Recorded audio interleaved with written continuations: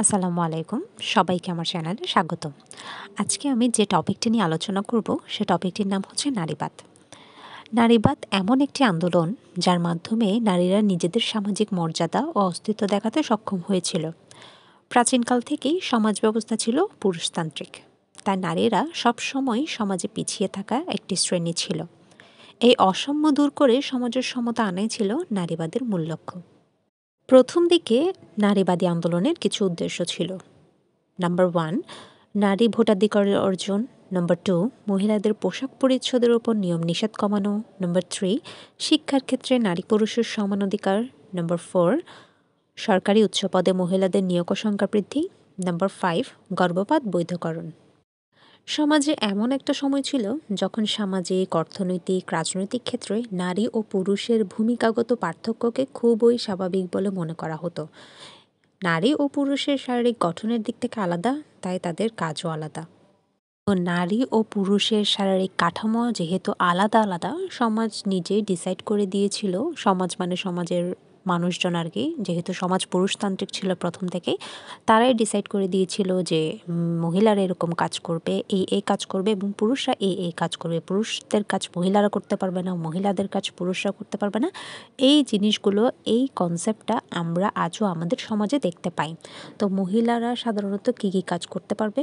ঘর গৃহস্থলের কাজকর্ম, সন্তান প্রতিপালন করবে, এবং পুরুষরা সাধারণত ঘরের বাইরের কাজগুলো করবে।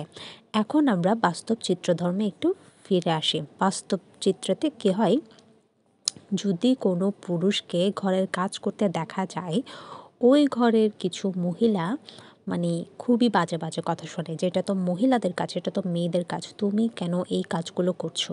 ঠিক আছে। এরপর আবার যখন একটা মেয়ে বাইরে জব করতে যায়, চাকরি করতে যায়, তখনও দেখবেন বলবে যে তুমি তো ঘরের ভেতরেই থাকবে, তুমি কেন বাইরে গিয়ে কাজ করছো? তখনও কিন্তু তাকে নানা ধরনের কথা শুনতে হয়। তো এই নারীবাদী কনসেপ্টটা কিন্তু কোনো নতুন ধারণা নয়, এটা অনেক প্রাচীনকালের একটা কনসেপ্ট। প্রাচীনকালে গ্রিস ও চীনের সভ্যতা ও সংস্কৃতিতে এই নারীবাদী বক্তব্যের পরিচয় পাওয়া যায়। আপনি বা আমি কিন্তু বলতে পারবো না যে এটা কিন্তু কোনো স্পেসিফিক দেশ থেকে এসেছে। এটা কিন্তু খেয়াল করলে দেখা যাবে যে প্রত্যেক দেশে এই কনসেপ্টটা ছিল, কিন্তু কোনো নামকরণ আসলে দেওয়া হয়ে ওঠেনি। তো নারীবাদী আন্দোলনের কিন্তু 2টা ওয়েভ ছিল আবার। তো প্রথম ওয়েভের লক্ষ্যগুলো কী কী ছিল? প্রথম ওয়েভের লক্ষ্য ছিল নারী ভোটাধিকার অর্জন করা। নারীরা মনে করেছিল ভোটাধিকার অর্জনের মাধ্যমে নারী পুরুষের অসাম্যকে দূর করতে পারবে তারা, এবং পৃথিবীতে বিভিন্ন গণতান্ত্রিক দেশে এই নারী ভোটাধিকার অর্জনে আন্দোলন শক্তিশালী হয়ে ওঠা। এভাবেই 1893 সালে নিউজিল্যান্ড মহিলাদের ভোটাধিকার স্বীকৃতি পায়। 1918 সালে ব্রিটেনের ভোটাধিকার স্বীকৃতি পায় নারীরা, এবং 1920 সালে আমেরিকায় মহিলাদের ভোটাধিকার স্বীকৃতি পায়।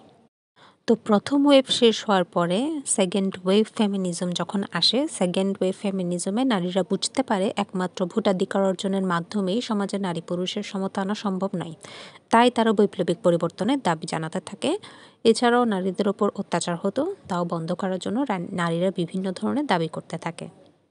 নারীবাদীর দৃষ্টিভঙ্গি অনুযায়ী সমাজের পুরুষের অভিজ্ঞতাকে বেশি গুরুত্ব দেওয়া হয়, যেটা স্টিল আমরা সবাই দেখি যে পুরুষদের ডিসিশনকে শেষ ডিসিশন বলে আখ্যায়িত করা হয়, ইম্পর্টেন্স বেশি দেওয়া হয়।